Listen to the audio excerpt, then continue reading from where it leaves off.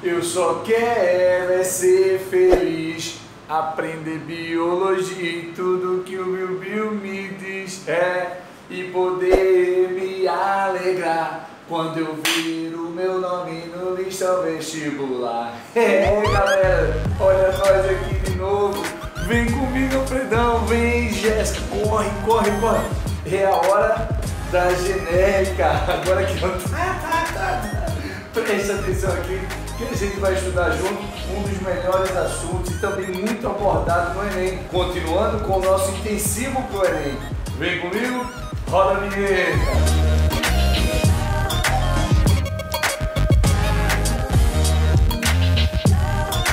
Galera, chegamos à genética. Genética é um dos assuntos, maravilhosos pra gente. Ei, eu sei que você deve estar pensando, lá vem conta, lá vem conta. Calma, as contas que caem no Enem, muito tranquilas. Aqui, melzinho na chupeta pra gente, beleza? Eu quero muito mais o conceito, que você entenda o que cada questão quer dizer, como os conceitos caem nessas questões aí, porque conta mole pra gente, beleza? Primeira coisa aqui, conceitos básicos de genética. Você tem que lembrar, por exemplo, o que é um cromossomo. Olha ele aqui. É o grau máximo de condensação da tua cromatina. E o que é a cromatina, Bill? Cromatina nada mais é do que um longo filamento de DNA, onde são encontrados todo o teu material genético. E é nessa molécula, na cromatina, que a gente vai encontrar pequenos fragmentos chamados de genes. Cada gene determina uma proteína, determina uma característica, foi ou não foi? Então eu preciso desse conceito bem básico de gene. Um gene vai expressar uma característica por meio de uma proteína. Então cada gene, uma proteína. E esse gene é encontrado num local no cromossomo, chamado de loco gênico. Foi ou não foi? Deu? A gente ainda tem alguns outros conceitos que podemos utilizar eles mais à frente, mas alguns deles, por exemplo, gene dominante, gene recessivo, que você deve lembrar, alelo, que é a representação literal do gene, são todos conceitos que a gente vai abordar ao longo dessa aula de hoje, mas são conceitos que recorrentemente caem, ou que pelo menos vão ser utilizados nas suas questões, beleza isso? Sabendo disso, a gente começa aqui, primeira lei de Mendel. O Mendel era um monge, esse carinha aqui, ele foi monge, e no mosteiro dele ele começou a brincar com ervilhas. Essa brincadeirinha dele ele começou a levar a sério e começou a observar que existia um padrão de transferência das características entre uma plantinha e o seu descendente. A primeira análise dele, olha aqui, ele cuidou lá de observar a transferência da característica que era a cor da ervilha. Bill, mas ele só olhou a cor da ervilha? Não. Várias foram as coisas que ele observou aí. Observou tamanho, textura,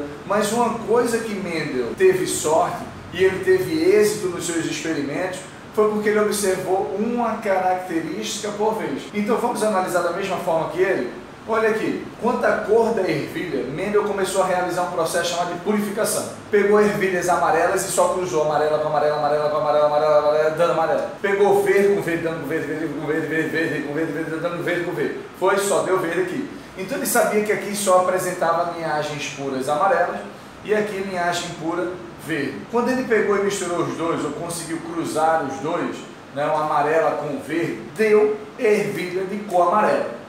Aí Mendel olhou e... o que será que aconteceu? O que Mendel conclui com isso? Nada!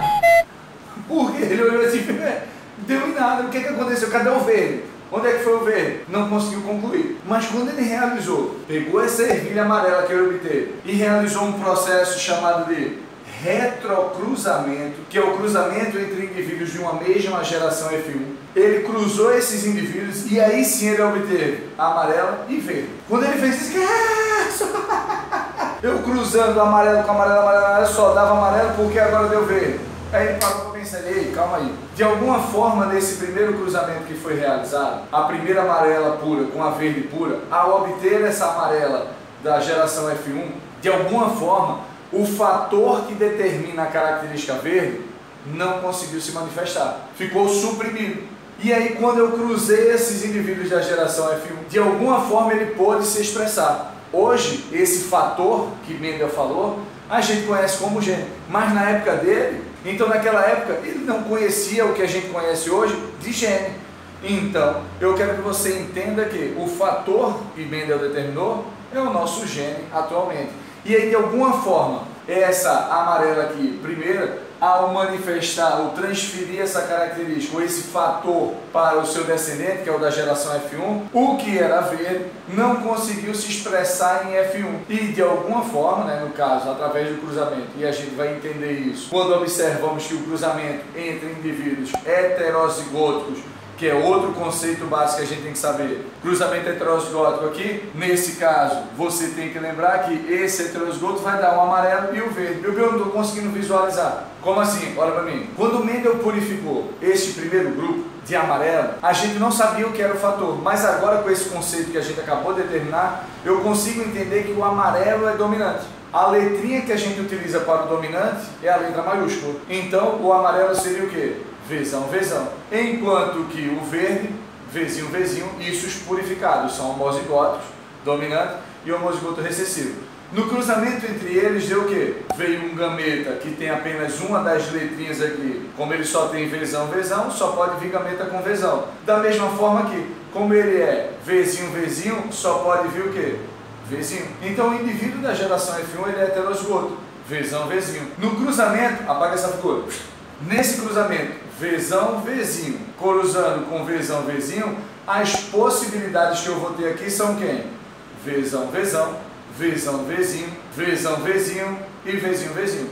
Foi ou não foi? Deu para entender isso? Sendo assim, o que eu quero que você entenda é que no cruzamento entre heterozigóticos que Mendel realizou, eu pude de fato reaparecer com a característica verde. Então eu quero que você entenda, que você lembre que Mendel, na sua primeira lei, utiliza um par de fatores que determina uma única característica. Foi ou não foi?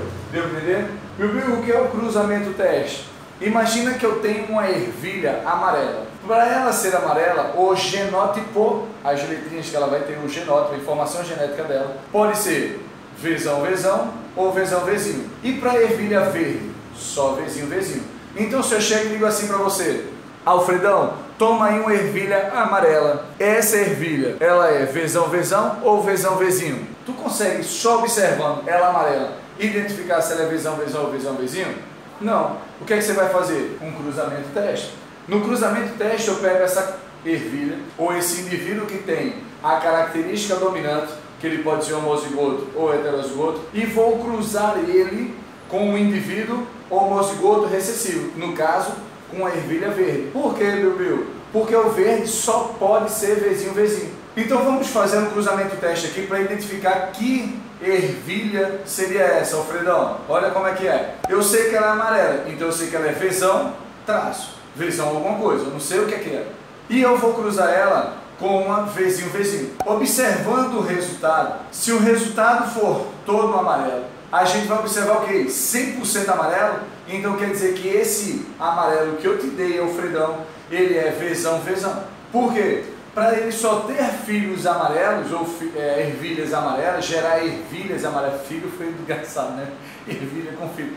Mas não pode não, só tu que pode ter filho. Essa ervilha só vai ter descendentes amarelos ou ervilhas amarelas, então ele é Vzão, Vzão. Agora, se ao cruzar essa ervilha amarela que eu te dei, eu obtive tanto verde quanto amarela, então quer dizer que esse Vzão aqui determina ela ser amarela, mas para ter ervilhas verde, ela tem que ter o Vzinho. Entendeu para que serve o cruzamento teste? Então eu consigo relacionar isso quando eu identifico a relação de dominância. Bill, mas e quando não tem? A gente vai analisar lá, por exemplo, a codominância e a dominância intermediária. Preste atenção, porque existe uma diferença nisso e às vezes as pessoas se confundem muito com esse conceito. Na codominância, o que eu quero que você entenda é que os alelos vão se expressar ao mesmo tempo. Como assim, Bill? Lembra da ervilha? Quando eu tenho o Vzão, ela obrigatoriamente é que cor? Amarelo. Agora, quando ela tem o Vzinho, ela sempre vai ser verde? Não. O que é que acontece? O Vzão vai determinar se o Vzinho vai se manifestar ou não. Como assim? Se eu tiver Vzão, Vzão ou Vzão, Vzinho, os dois juntos, é amarelo. Agora, se eu só tiver Vzinho, Vzinho, aí sim o verde aparece. Então, olha o que eu quero que você entenda. Na codominância, olha o que a gente vai entender aqui. Nesta primeira coluna, eu vou colocar o genótipo possível aí. E na segunda coluna, o fenótipo possível. beleza? Os genótipos possíveis são Vzão, Vzão, VB e Bzão, Bzão. Foi ou não foi? Deu aí, todo mundo? O genótipo Vzão, Vzão determina uma característica cujo fenótipo é ser vermelho. Estou criando aqui para mim, tá bom? E o Bzão, Bzão, branco. Foi? Tá todo mundo aí? Até então, nada diferente, como se eu tivesse Vzão, Vzão amarelo, Vzinho, Vzinho verde. O problema é aqui, ó, VB. Se fosse nessa característica de dominância normal que a gente estava falando até agora, o Vzão, Vzinho não é amarelo, então o VB deveria ser ou verde, ou vermelho, ou branco. Não é? Só que como é um caso de codominância, isso não vai acontecer. Os dois alelos vão expressar a sua característica. O alelo Vzão que determina o vermelho vai aparecer e o alelo que determina a cor branca vai aparecer também. Então, nesse caso, VB vai ser o quê? Vermelho e branco. Deu para entender isso? Viu, como é que a gente vê isso na prática? O tipo sanguíneo. O tipo sanguíneo, a gente vai ver isso já, lá na frente, que existe um alelo Izão A e o Izão B. O Izão A, quando está junto com o Izão A, tipo sanguíneo A. O Izão B, quando está junto com o tipo sanguíneo, com o Izão B, tipo sanguíneo B. Mas se eu tiver Izão A e Izão B, sangue AB. As duas características estão se manifestando. Então a mesma coisa aqui. É diferente da dominância intermediária. A dominância intermediária, a situação é a mesma aqui, só que tira lá em cima. Não é com a dominância mais não, agora é dominância intermediária. As mesmas letrinhas, só para você não confundir isso. Olha a expressão como vai ficar diferente. Vzão, Vzão, VB e Bzão, Bzão. Mesma coisa. Vermelho e branco nos extremos. Vzão, Vzão, vermelho e Bzão, Bzão, branco. Viu? Então qual é a diferença? No heterozigoto de novo. O VB, agora, ele vai criar um novo fenótipo. É uma nova cor. Nem é vermelha, nem é branca. Vai ser o quê? Rosa. Foi ou não foi?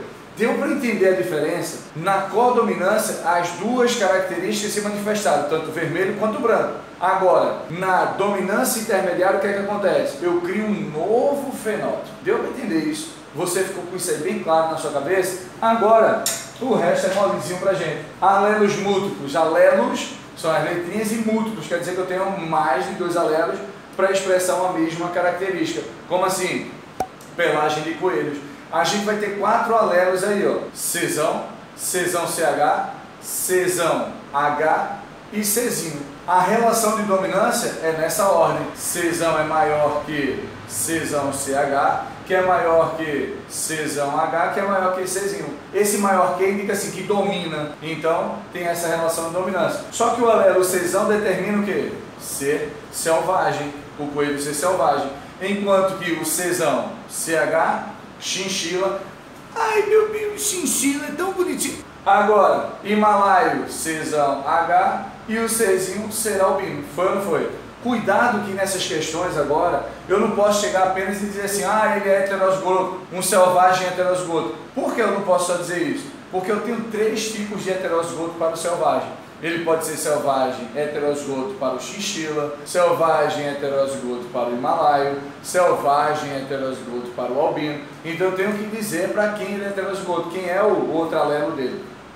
Foi ou não foi? Tranquilo? É diferente? Rapidinho. É diferente do alelo lá em relação à cor da ervilha que a gente está usando como base. Se eu digo para você que ela é amarela heterozigótica, rapidinho você, opa, então ela é Vzão, Vzinho. Foi? Aqui a gente não consegue assim. Tem que dizer para quem ele é heterozigoto. Deu para entender? Outra, sistema ABO e o fator RH. Sistema ABO é o quadro de tipo sanguíneo. Olha aqui esses quadros de tipo sanguíneo. O quadro de tipo sanguíneo, com os seus alelos e com os seus genótipos, né, determina o seguinte: a tua hemácia, tira o quadro e bota a hemácia. A hemácia é essa célulazinha aqui, bonitona. Essa hemácia, ela tem proteínas na sua membrana. Uma dessas proteínas, ou algumas dessas proteínas, é o que determina o tipo sanguíneo. O tipo sanguíneo, o carinha pode ser tipo A, tipo B, tipo AB e tipo O. Tipo A, tipo B e tipo AB, ele tem a proteína presente na membrana da hemácia, um antígenozinho lá. Agora, se ele não tiver nenhuma dessas, é o que a gente chama de tipo O. Na verdade, o O era para ser 0, mas para não ficar AB0, botar ABO, né, ficar tudo letra aí, colocou esse O aí de intruso, não sei para quê, mas deu para entender? Mas quer dizer que ele é ausente. Olha o quadro aqui. Esse quadro está te mostrando tanto os alelos, quanto os genótipos, e quanto a produção de anticorpo que esse cara pode ter. Como assim, meu Bill? Se o cara é tipo sanguíneo A, ele tem na hemácia dele a proteína A. Se ele recebe um sangue tipo B, aquilo ali, aquele sangue para ele, é um corpo estranho. Então, o que é que vai acontecer? Esse cara vai produzir anticorpos contra esse antígeno, contra essa molécula. E aí, no que ele produz anticorpos contra isso, ele vai produzir anticorpos contra a proteína B. Então, o cara que é tipo sanguíneo A, ele produz anticorpos anti-B. O cara que é tipo sanguíneo B produz anticorpos contra a hemácia tipo A. O cara que é AB, ele não produz anticorpos, porque se ele produzir anticorpos, vai destruir ele mesmo. E o cara que é tipo O, por não ter proteína na sua membrana, produz qualquer tipo de anticorpo, tanto anti-A quanto anti-B. Foi ou não foi? Tranquilo isso? Deu para entender? Sabendo disso, olha esse quadro de doação aqui. Como O, ele não tem proteína na sua membrana, ele pode transferir isso para todo mundo. Então, você que é O, você é o doador universal. Já já a gente chega no fator RH que vai garantir isso aí de fato ocorrendo. Mas, deu para entender que ele pode doar para todo mundo? Enquanto que o AB, por não apresentar esta produção de anticorpos, ele pode receber de qualquer um. Então, sendo assim, você que é AB é classificado como um receptor universal. Foi ou não foi? Tranquilo isso? Deu para entender aí? Todo mundo? Chegamos? Outra coisa é o fator RH. O fator RH é uma outra proteína que tem na membrana da hemácia. Quem tem essa proteína é RH positivo. Quem não tem é RH negativo. Olha esse esqueminha aqui que fala sobre eritroblastose fetal ou doença hemolítica do recém-nascido. O que quer dizer isso? Quer dizer que este evento acontece após o parto, quando uma mãe é RH negativa e esse carinha ou esta mãe tem um filho RH positivo. O filho, ao passar pela vagina da mãe, né, pelo canal vaginal, ao entrar em contato o sangue materno com o do filho com o da mãe, a mãe, por ser RH negativa, entra em contato com o sangue do filho que é RH positivo e começa a produzir anticorpos contra esse fator. Para esse primeiro filho, sem problema. Até porque a produção de anticorpos leva em torno aí de 3 meses. E o menino não vai passar 3 meses passando pelo canal vaginal. Foi ou não foi? Deu para entender isso? Pelo amor de Deus, imagina, 3 meses o menino saindo ali. Então, para esse primeiro filho, não tem problema, porque a mãe ainda não produziu anticorpos, mas ela foi sensibilizada. Esse primeiro filho positivo que ela venha a ter, vai sensibilizar ela vai produzir anticorpos. E aí sim, caso ela tenha um segundo filho positivo, olha o que eu estou dizendo, é um primeiro filho positivo para sensibilizá-la e um segundo filho positivo para que ocorra o evento. Não quer dizer que se o primeiro filho dela for negativo, ela já vai ser sensibilizada. Não, é o primeiro filho positivo e o segundo filho positivo. Foi? Então, no caso do segundo filho positivo que ela vir a ter, esse sim vai ser comprometido. Por quê? Porque ela já foi sensibilizada, ela já tem anticorpos nela. Quando ocorrer o parto e o sangue dela passar para o bebê, esse carinha aí vai sofrer, porque ela vai começar a ter ele vai começar a ter suas hemácias destruídas pelo anticorpo da mãe. Deu para entender a parada? Então, cuidado com isso para você não tropeçar nessas questões. Bill, e o menino vai morrer? Não, hoje existe tratamento com o fator ou um soro, né? Anti-RH, que a mãe já produziu anticorpo, então eu vou aplicar nela o anti-RH. E aí sim, ela vai ter esse problema resolvido, porque ela vai acabar com essa sensibilização. Eu acabo com os anticorpos dela, beleza?